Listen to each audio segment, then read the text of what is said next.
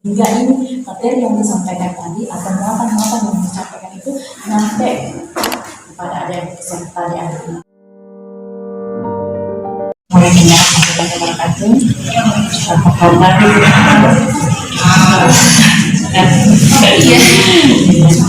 Semangat ya. Komunikasi dengan peserta itu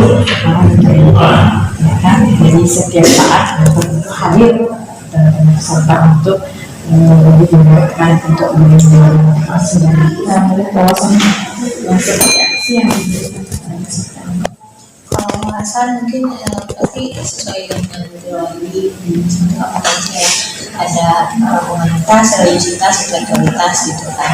Dan kita secara intelektualitasnya berarti kan mengasah hal-hal kritisnya gitu kan. Salah satu contoh yang ada materi di DAD ini adalah logika dan sistematika berpikir gitu kan, mengenai part intelektualitasnya gitu kan.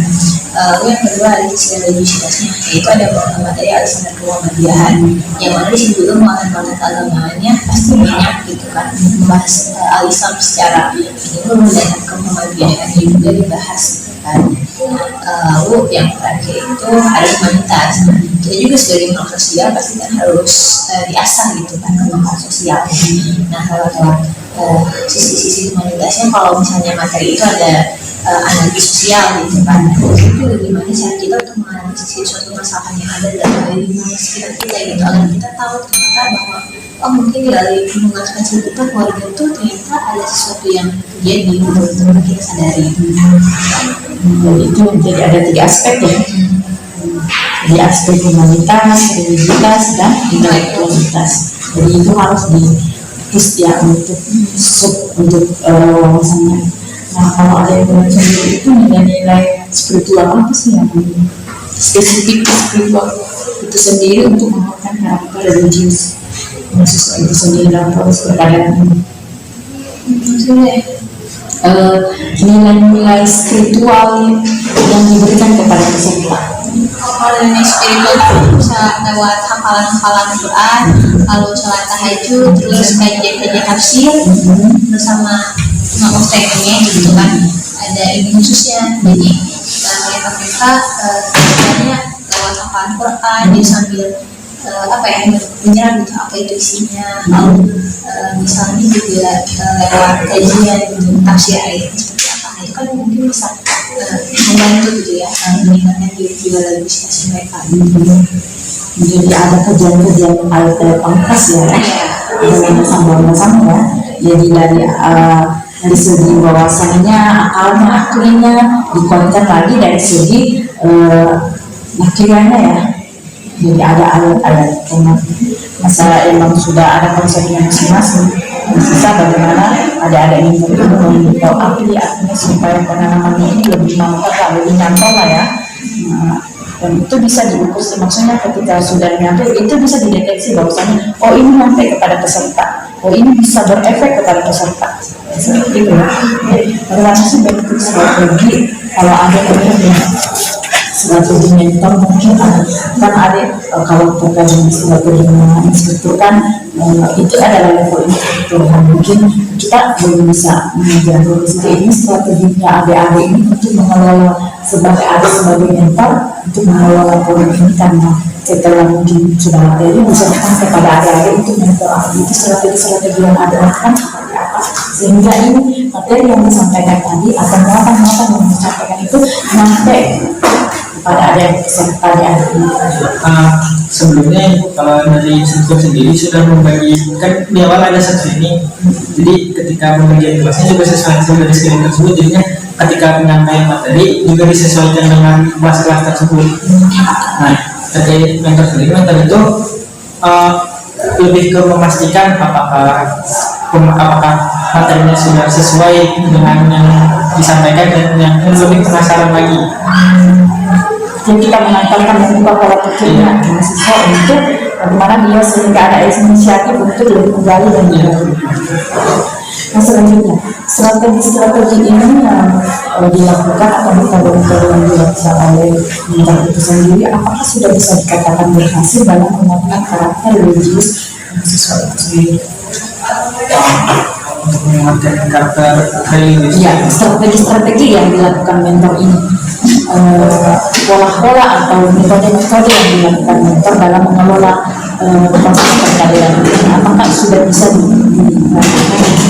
berhasil atau seperti apa?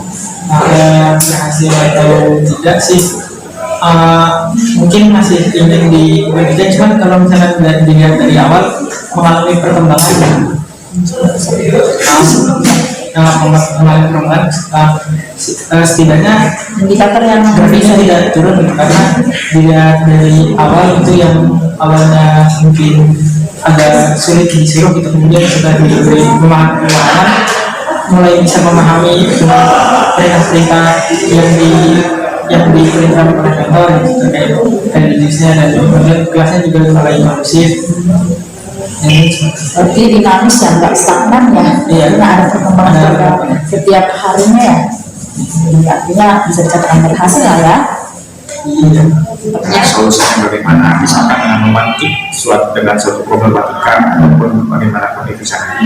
Itu mentor ya, yang ini berinisiatif lah mentor ya. Betul, karena inisiatif mentor juga, mentor misalkan meskipun mentor juga perlu ada instruksi dari panitia atau apalagi acara, tapi kadang-kadang dalam situasi tertentu kita perlu inisiatif yang dari kesadaran kita sendiri.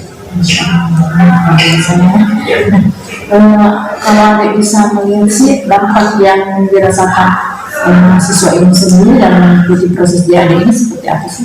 Ya, tentu karena yang namanya proses perkaderan tentu membutuhkan proses yang namanya tidak bisa instan. Nah, proses itulah yang mengubah karakter ataupun habit yang asalnya negatif bisa merubah karakter yang positif.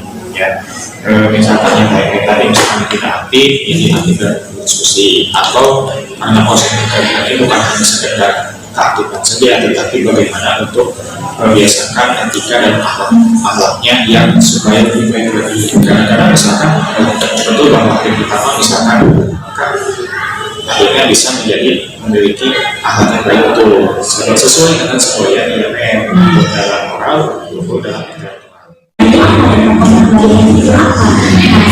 Sekarang kita ini setelah mengikuti jalur atau mendasar ini karena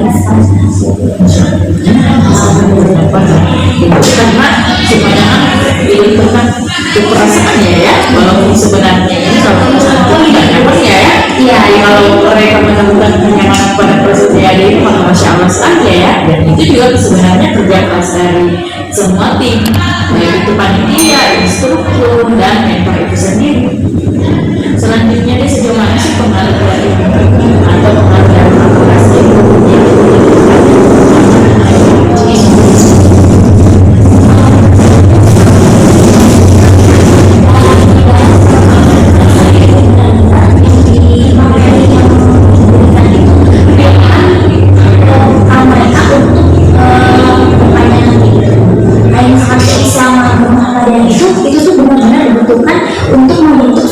Seorang kader yang memiliki intelektual dan religiusitas yang baik.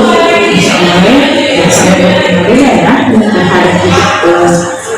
terhadap diri sendiri, organisasi, ya kan, dan diri sendiri ya terhadap perkembangan dunia juga kan. Terus apakah sistem perkaderan ini bisa berpengaruh terhadap peserta dan itu sendiri ini menjadi lebih baik? Bisa dibuktikan dari itu sendiri yang awalnya mereka tidak tahu setelah ini mereka belum tahu. Nah itu merupakan bukti bahwa kan yang dilakukan itu bisa menghasilkan hasil yang baik, yaitu dengan cara yaitu dengan membuktikannya mereka belum tahu yang mereka belum tahu.